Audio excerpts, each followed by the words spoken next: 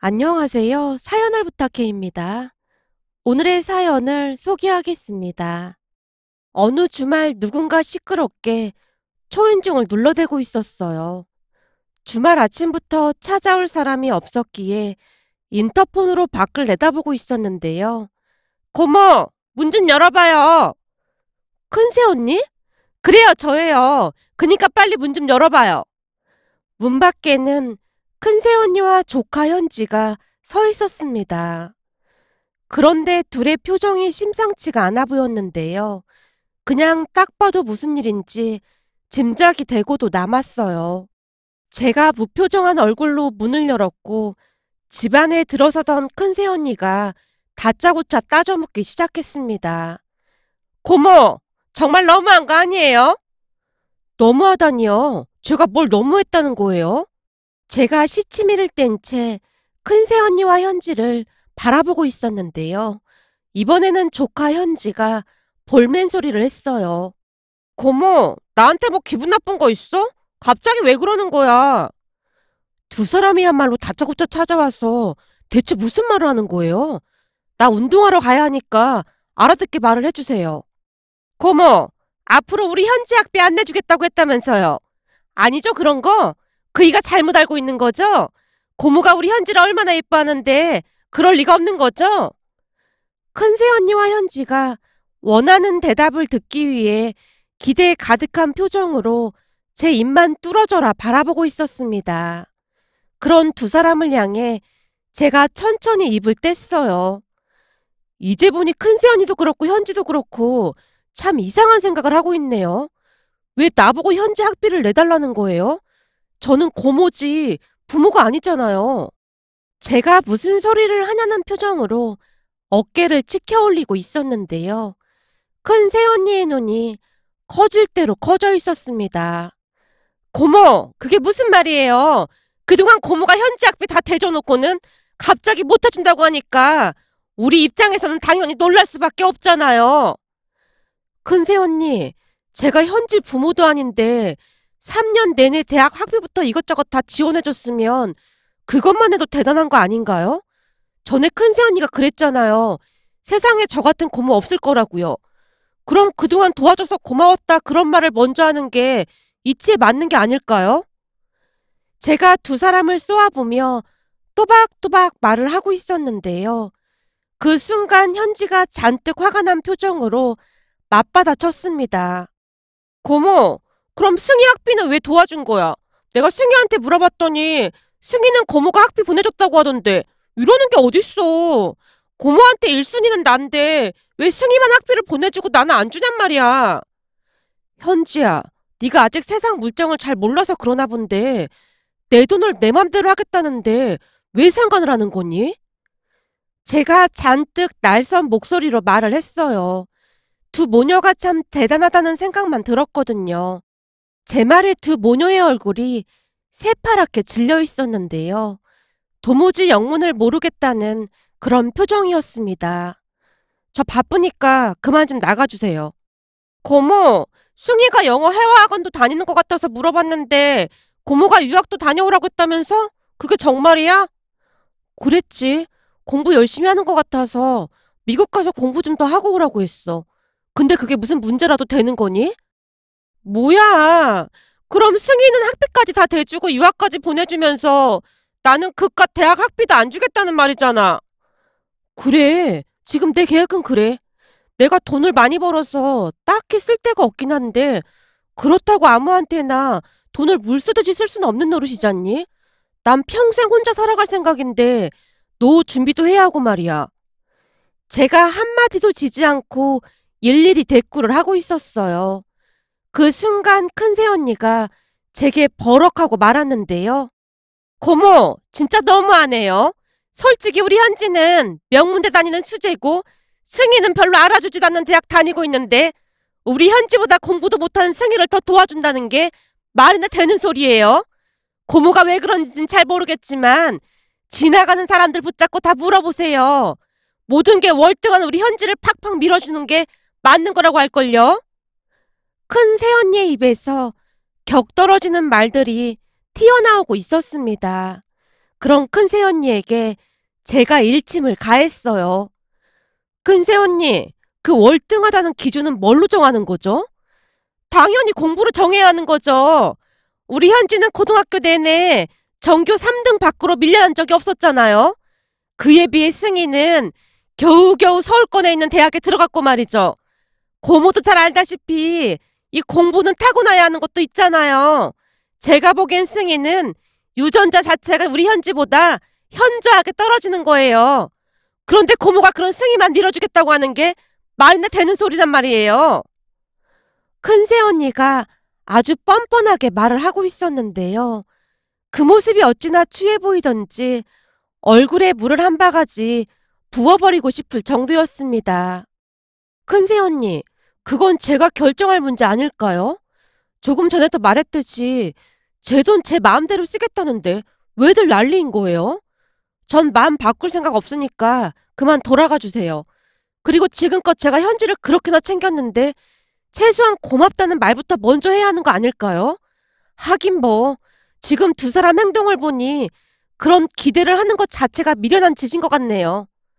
라며 제가 두 사람을 문 밖으로 밀어내고는 세차게 문을 닫아버렸습니다. 두 사람 다 안 가겠다고 어찌나 버티고 있던지 홀로 안간힘을 써야만 했어요. 그 뒤에도 두 사람은 문 밖에서 한동안 뭐라고 투덜대다가는 돌아가는 듯 했는데요. 두 모녀가 하는 짓이 어쩌면 그리도 똑같던지 헛웃음만 새어나왔습니다. 잠시 제 소개를 하자면 저는 약사이고 약국을 운영하고 있습니다. 다른 동기들보다 일찍 약국을 개업했는데 운까지 따랐던 모양으로 약국 위치가 기가 막히게 좋았고 짧은 시간 안에 꽤 큰 돈을 벌어서 돈 걱정 없이 살고 있답니다. 사실 저는 결혼을 했다가 이혼을 한 돌싱인데요. 결혼 후 갑작스레 산부인과적 문제로 수술을 받게 되었고 임신이 불가할 것 같다는 진단이 내려졌습니다. 그때 당시 남편은 상관없다며 둘만 행복하게 살자고 했지만 차마 그럴 수가 없었어요. 왜냐하면 남편이 4대 독자였거든요. 그렇다고 해서 시부모님이 저를 구박하거나 대놓고 내색을 하진 않았습니다. 다만 시간이 지나면 지날수록 시부모님의 얼굴이 걱정으로 물들고 있었는데요. 제게 대놓고 말을 하진 않았지만 시부모님의 속이 말이 아닌 것은 확실해 보였어요. 그런 모습에 제가 먼저 남편에게 이혼을 요구했고요. 이혼을 요구하는 제게 절대 그럴 수 없다며 남편이 펄쩍 뛰었지만 제 마음은 이미 결정이 끝난 뒤였기에 남편의 설득에도 불구하고 우리는 이혼을 했습니다. 이혼을 하겠다는 말을 듣던 시부모님의 얼굴에는 만감이 교차하고 있었는데요. 저는 지금도 시어머님의 마지막 모습이 잊혀지지가 않는답니다. 이혼 서류를 제출하고 제가 짐을 싸서 집을 나와 현관 밖으로 나갔는데 시어머님이 제 손을 잡고 흐느껴 우셨거든요. 정말 미안하다. 내가 널 아끼고 좋아했던 건 진심이었어. 그동안 난 정말로 너를 친딸로 생각하고 살았다.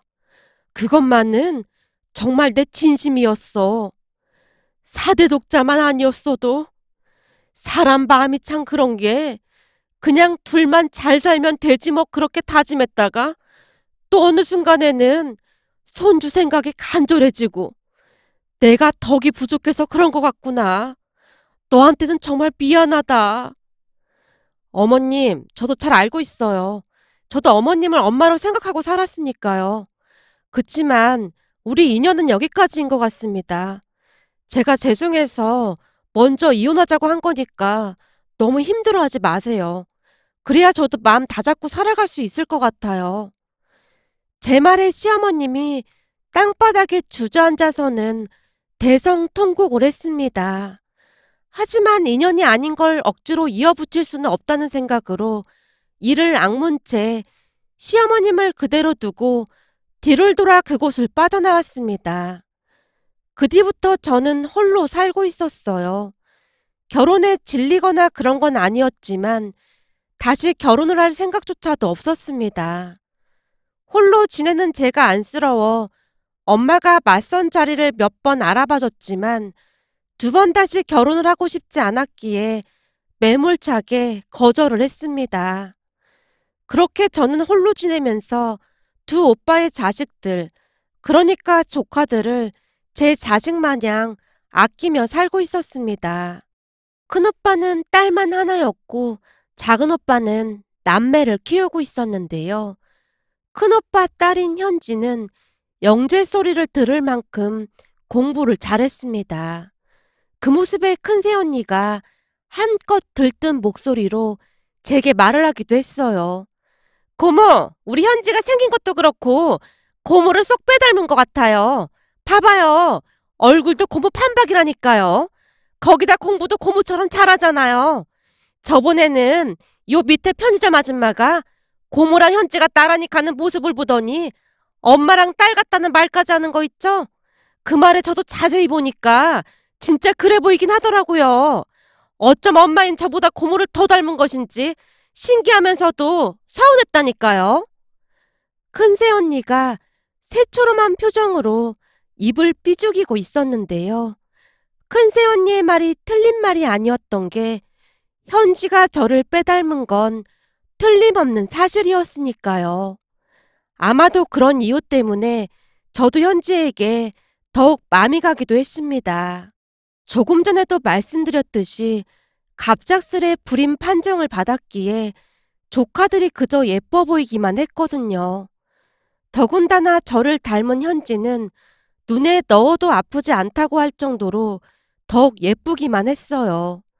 그랬기에 저도 모르게 현지를 더욱 챙기게 되었고 현지는 그러한 것을 너무나도 당연하게 생각하곤 했습니다. 문제는 현지뿐만 아니라 큰오빠 부부도 그 모든 것을 당연하다는 듯이 여겼는데요. 사시사철 옷부터 모든 것을 제가 다 지원을 해줬을 정도였으니까요. 물론 작은 오빠네 조카들을 나 몰라라 한 건 아니었지만 현지에게 더욱 각별했던 건 사실이었습니다. 얼마 뒤 현지와 승희가 나란히 대학에 입학을 하게 되었는데 역시나 현지는 명문대에 단박에 합격을 해서 저를 기쁘게 했습니다. 승희 또한 서울에 있는 꽤 괜찮은 대학에 합격을 하긴 했지만 현지가 워낙 뛰어났기에 승희의 합격은 크게 환영받지는 못했어요. 가족 모두 현지가 우리나라 최고의 대학에 들어갔다며 들떠 있었거든요. 그렇게 저는 현지와 승희의 학비를 지원해주게 되었어요. 현지를 더 아꼈던 건 맞지만 그렇다고 해서 두 조카를 차별하고 싶진 않았으니까요. 한동안 우리는 아무런 문제 없이 평화로운 시간을 보내고 있었습니다. 현지는 시간이 날 때마다 제가 일하는 약국에 와서 제 말동무가 되어주었고 그런 현지가 기특해서 올 때마다 용돈을 두둑히 챙겨주곤 했어요. 지금 생각해보면 현지가 입고 다니던 옷부터 백까지 그 모든 것들이 감히 대학생들이 하고 다닐 수 있는 것들이 아니었는데요. 누가 보더라도 너무나 과분한 모습이었거든요. 저는 그저 현지가 행복해하는 모습만 봐도 행복했기에 딱히 문제를 삼거나 하진 않았어요. 그렇다고 해서 제가 현지에게 무슨 대가를 바라고 그랬던 건 절대 아니었습니다. 하지만 얼마 지나지 않아 추악한 진실들과 마주해야만 했는데요. 큰오빠 가족들의 어마어마한 배신에 치를 떨어야만 했거든요. 그 시작은 현지에게 전화가 걸려오면서 시작이 되었습니다. 그날은 퇴근 후 집에서 홀로 책을 읽고 있었는데 여느 날과 다름없이 현지에게 전화가 걸려왔어요. 고모, 집이야? 고모 집이지. 현지는 밥 먹었어?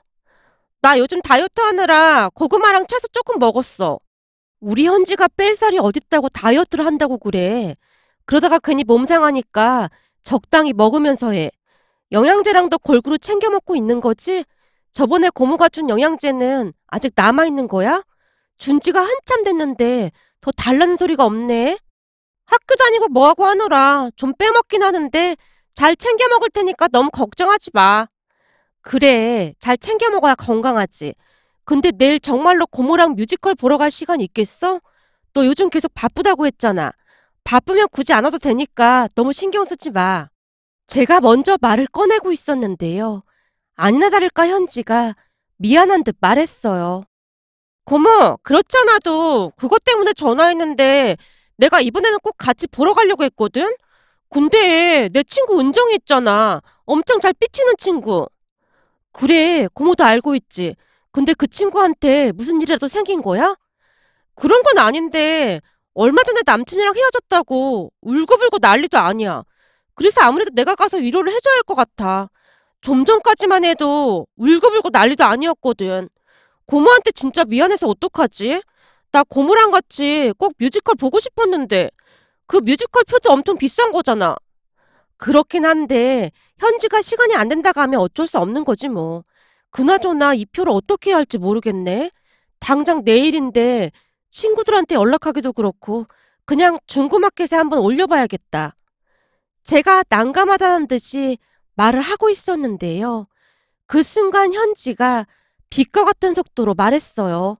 고모, 그래서 말인데 그 표 말이야. 그냥 놔주면 안 될까? 너를?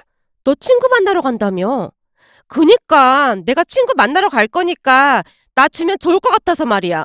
그거 중고마켓에 올리려면 많이 저렴한 가격에 올려야 할 거 아니야. 그렇지. 당장 내일 거라 많이 할인해서 올려야 할 것 같긴 해. 그럼 너무 아깝잖아. 그니까 그냥 나한테 주면 내가 내 친구랑 같이 가도 좋을 것 같아서 말이야. 사실 내 친구가 집안 형편이 막 좋은 편이 아니라 그런 뮤지컬 보고 그런 적이 많지 않다고 하더라고. 지금 엄청 우울해하고 있는데 같이 뮤지컬 보러 가자고 하면 엄청 좋아할 것 같아. 현지가 뮤지컬 티켓이 필요한 이유에 대해 주저리 이야기를 하고 있었습니다. 그때 당시에는 친구를 생각하는 현지의 마음이 기특하다는 생각까지 들어서 제가 흔쾌히 허락을 했어요. 역시 우리 현지는 마음이 아주 넓은 친구구나. 얼굴도 예쁜데다가 마음씨도 좋네. 알았어. 그럼 내일 잠깐 들러서 가지고 가. 아싸! 고마워, 고모! 현지가 신이 난 채 좋아서 어쩔 줄을 몰라 하고 있었어요. 그렇게 현지와 통화를 종료하고는 다시 책을 읽으려고 펼치고 있었는데요. 그 순간 휴대폰에서 큰 새언니의 목소리가 고스란히 새어나왔어요.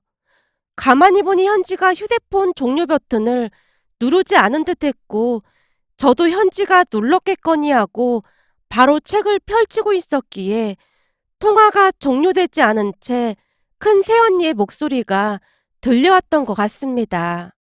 큰 새언니의 목소리가 들려와서 제가 종료 버튼을 누르려고 했는데요. 뭐래? 니네 고모가 그 표 주겠대?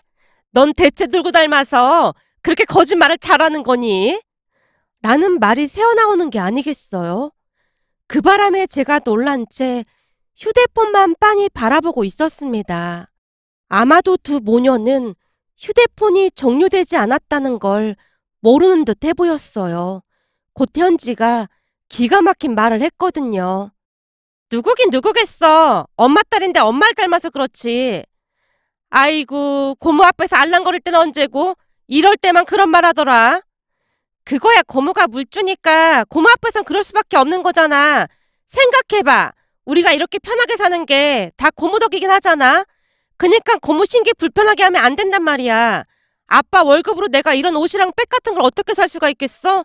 거기다 고모가 돈도 엄청 많은데 차식도 없잖아. 그니까 나중에 그 많은 재산이 누구한테 가겠어?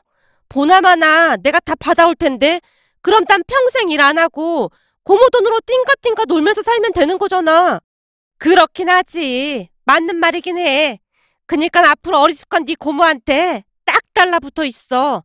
네 고모가 공부는 잘했는지 모르겠지만 어딘지 모르게 좀 모자른 것 같지 않니? 어쩜 그렇게 사람이 아둔할 수가 있는지 모르겠다. 사실 이건 비밀인데 엄마는 고모가 불임됐다는 말을 들으면서 속으로 쾌재를 불렀었잖니. 그러게. 만약 고모가 불임이 아니어서 이혼 안 하고 자식 낳고 살았으면 우리 다 같이 망할 뻔하긴 했지. 자식이 없으니까 내가 조금 살랑살랑거리면 돈도 그냥 막 퍼주는데 이런 와중에 내가 뭐하러 취업을 하겠어? 공짜로 돈이 막 나오는 요술 램프가 있는데 말이야. 어쩜 우리 딸은 누굴 닮아서 이렇게 똑똑할까나? 당연히 엄마 닮아서 똑똑한 거지. 조금만 기다려봐. 대학 졸업하고 난 뒤에 고모네 약국에 취직하고 싶다고 하고 내가 고모 돈을 왕창 뜯어와서 엄마 호강시켜 줄 테니까. 그게 정말이니? 그럼 엄마도 앞으로 사모님 소리 듣고 살 수 있는 건가요? 당연하지. 엄마는 이 딸만 믿고 있어. 라는 말까지 하는 게 아니겠어요. 듣는 내내 심장이 마구마구 뛰고 손이 떨려서 금방이라도 숨이 멎을 것만 같았어요. 두 모녀가 그런 생각을 하고 있는 줄은 꿈에도 모르고 있었으니까요. 문제는 큰오빠도 두 모녀와 다르지 않았는데요. 내가 여동생 하나는 잘 두긴 했어. 이혼하다고 그냥 살았어 봐. 재산이 전부 그 인간들한테 갔을 거 아니야. 큰오빠가 큰일 날 뻔했다는 듯이 말을 하고 있었거든요. 그 순간 어마어마한 배신감이 휩쓸고 지나갔습니다.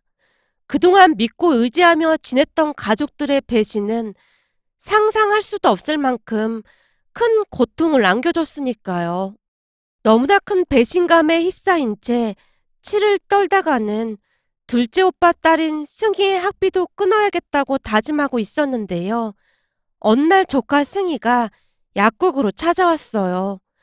그때 당시 충격이 너무 컸던지라 의심 가득한 목소리로 제가 물었어요. 네가 여기 웬일이니? 고모, 요즘 무슨 일 있는 거야?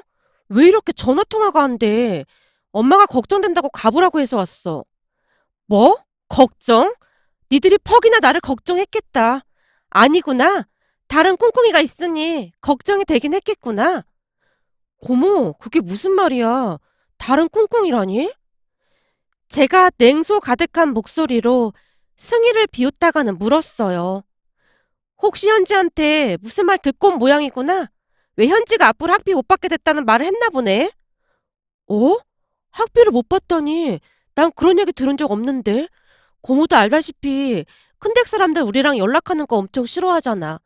그래서 할머니 할아버지 집에 갈 때 빼놓고는 연락도 안 하고 지내고 있는 거 알잖아. 승희가 어리둥절한 표정으로 제게 대묻고 있었어요. 그 모습에 다시금 마음이 약해지기 시작했는데요. 그날 승희가 거짓말을 하는 것 같아 보이진 않았거든요. 결국 저도 모르게 조카인 승희 앞에서 참았던 눈물을 터뜨리고 말았습니다. 고모, 왜 그래? 무슨 일 있었던 거야? 약국이 많이 어려워진 거야? 나도 학비 안 받아도 되니까 걱정하지 마. 그동안 고모한테 받기만 해서 나도 마음이 편치 않았거든. 그니까 아무 걱정하지 마.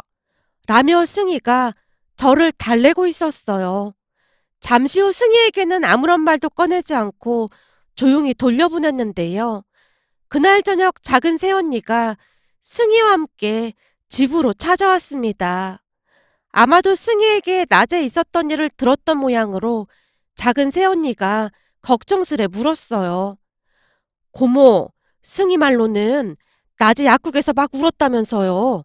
대체 무슨 일인데 그래요? 약국에 무슨 문제라도 있는 거예요? 이제부터는 학비를 못 준다고 했다면서요. 이제 보니 작은 새언니도 학비 때문에 왔나 보네요. 네? 그게 무슨 말이에요? 학비 때문이라니요. 그런 게 아니라 걱정돼서 왔어요.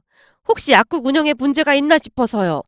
이거 얼마 되진 않지만 지금 혹시 어려운 거라면 이거라도 쓰세요. 작은 새언니가 통장과 함께 현금 카드를 내밀었어요. 이게 뭐예요? 사실 그동안 고모가 학비랑 이것저것 챙겨준 게 한두 가지가 아니잖아요. 형편이 좋지 않아서 그냥 받기만 했는데 항상 미안했어요. 이건 그동안 제가 조금씩 모아놨던 돈이에요. 혹시 자금 때문에 힘든 거라면 우선 이거라도 찾아서 써요. 옆에서 듣고 있던 승희가 말을 덧붙였는데요. 고모, 사실 나 그동안 열심히 공부해서 장학금도 타고 그랬어. 근데도 고모가 학비를 계속 보내줘서 고스란히 모아놨었어. 대학 졸업할 때 고모한테 깜짝 선물하려고 했거든. 근데 고모가 힘든 것 같길래 내 돈도 전부 엄마 통장에 넣었어. 그니까 우선 이걸로 쓰고 돈 더 필요하면 말만 해. 아빠가 대출이라도 받아서 고모 도와준다고 했으니까. 승희가 천진난만한 얼굴로 저를 위로하고 있었습니다. 그 모습에 또다시 눈물이 비오듯 쏟아지고 말았는데요. 제 경솔함에 창피하기도 했고 미안한 마음이 들기도 했거든요. 결국 제가 작은 새언니와 승희에게 있었던 일에 대해 전부 털어놓게 되었답니다. 이야기를 듣는 내내 작은 새언니와 승희가 입을 다물지 못하고 있었습니다. 작은 새언니가 믿을 수 없다는 표정으로 제게 물었거든요. 고모, 이건 제 노파심에서 하는 말인데 혹시 무슨 오해가 있는 거 아닐까요? 그동안 고모가 우리한테 어떻게 했는데 그럴 리가 없잖아요. 아니에요. 그 두 모녀가 분명히 그렇게 말했어요. 라며 제가 단호한 목소리로 말을 했어요. 제 말에 작은 새언니가 고개를 절레절레 흔들며 긴 한숨을 내쉬고 있었습니다. 우선은 두 사람에게 사과를 한 뒤 돌려보냈습니다. 그 뒤 저는 큰오빠에게 이제부터 현지 학비를 주지 않겠다고 미리 통보를 했어요. 큰오빠에게 말을 듣자마자 이상함을 느낀 현지가 승희한테 전화를 해서 꼬치꼬치 캐물었던 모양이었고요. 착한 승희가 제게 학비를 받았다는 말만 한 채 얼버무리고 말았다는데요.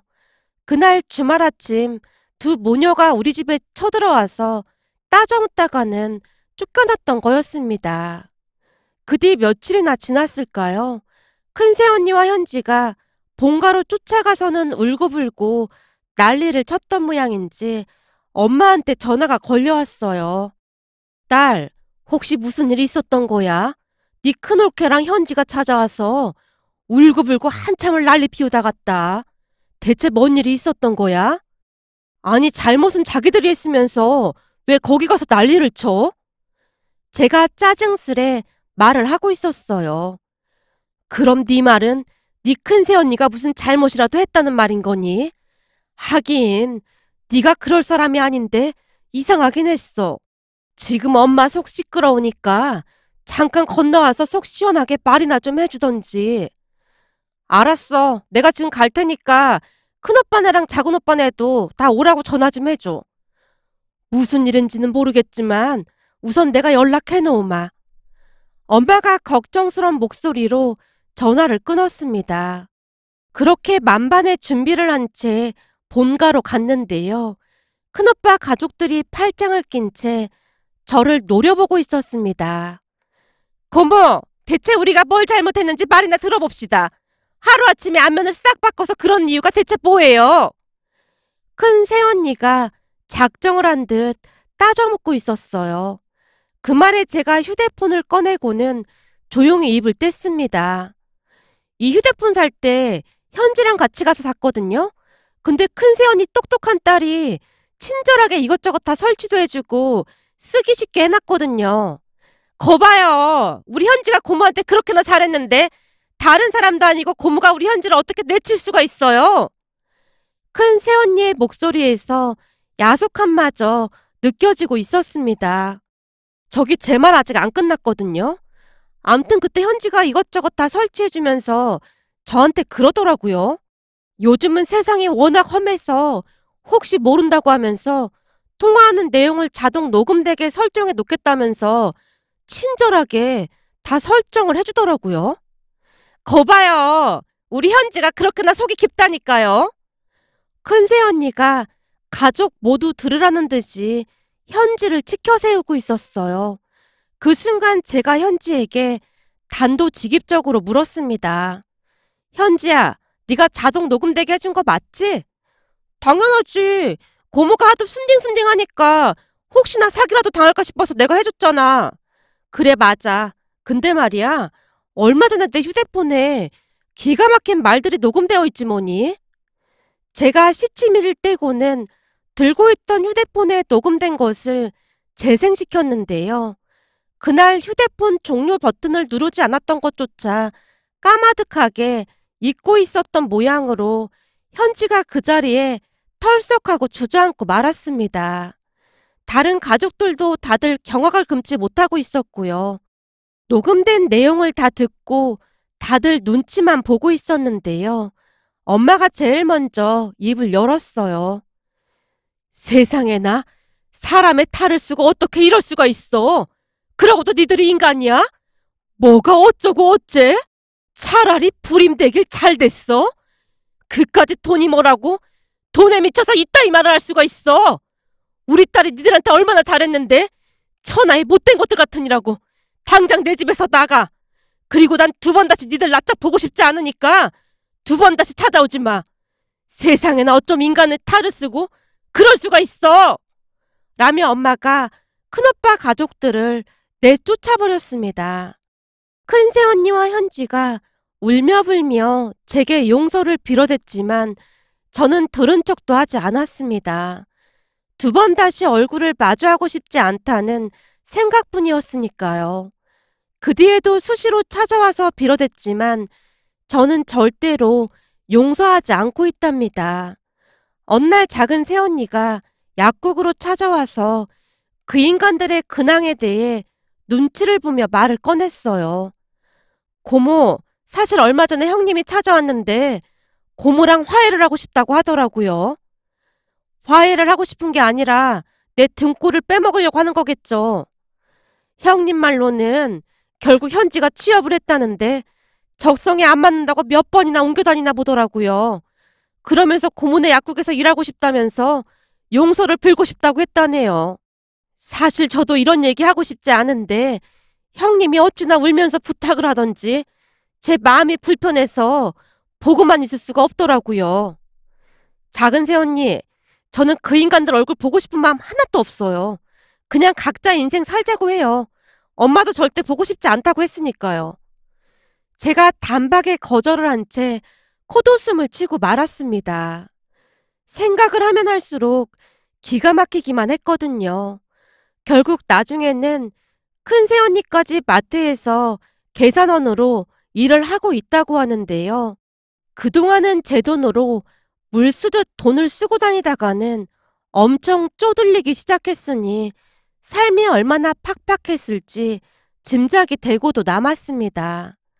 그렇게 저는 작은 오빠네 가족들과만 연락을 하고 지내고 있습니다.